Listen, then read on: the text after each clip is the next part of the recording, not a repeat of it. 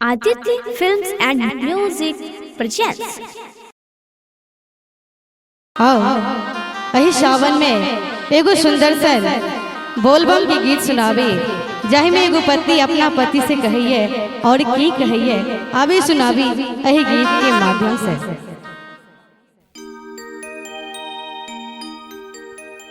घूमत पिया हो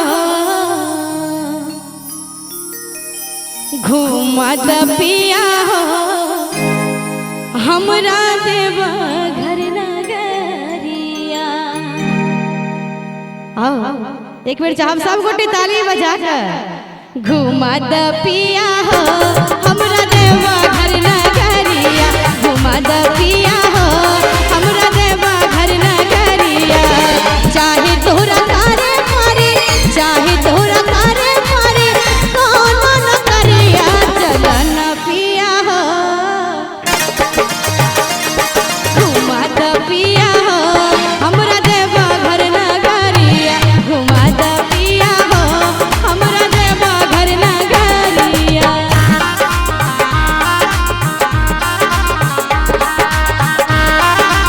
बहुत बढ़िया।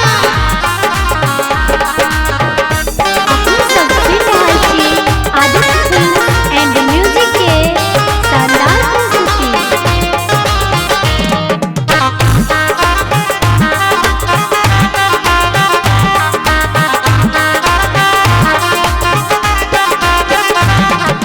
देवघर के बैजू बाबा के महिमा छै बड़ भारी हो, महिमा छै बड़ भारी। सावन के पावन महीना में पूजे सब नर नारी हो, पूजे सब नर नारी।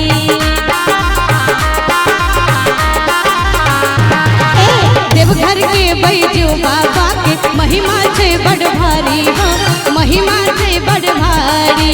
सावन के पावन महीना में पूजे सब नर नारी हो, पूजे सब नर नारी। किन के मंगाता हमरा किन के मंगाता हमरा लाल लाल चूड़िया, मंगाता पिया हो मंगाता पिया हो हमरा गेरुआ चुनरिया, मंगाता पिया हो हमरा गेरुआ चुनरिया।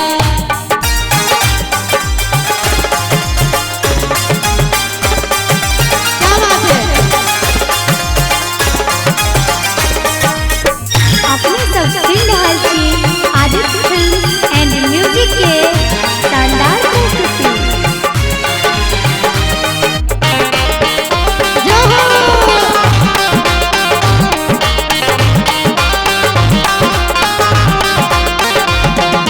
गंगा जल चढ़ावे शिव के जे पहिला सोमारी हो, जे पहिला सोमारी।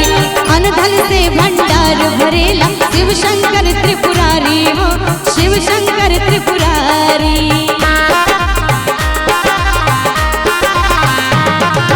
गंगा जल चढ़ावे शिव के जे पहिला सोमारी हो, जे पहिला सोमारी। अनधन से भंडार भरेला शिव शंकर त्रिपुरारी हो, शिव शंकर त्रिपुरारी। पहिले सुमारी करम पहिले सुमारी करम प्रभु जाला धरिया, चलन पिया हो घुमात पिया हो हमरा देवा घर नगरिया, घुमात पिया हो हमरा देवा घर नगरिया।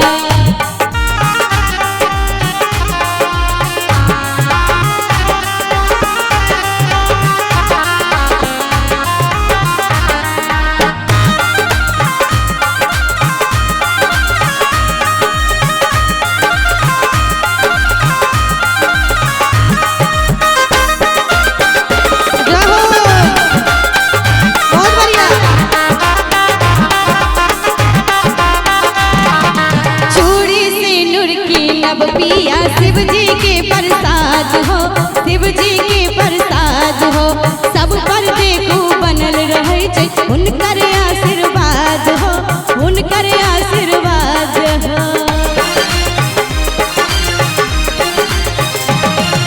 चूड़ी से नूर की नब पिया शिव जी के प्रसाद हो, शिव जी के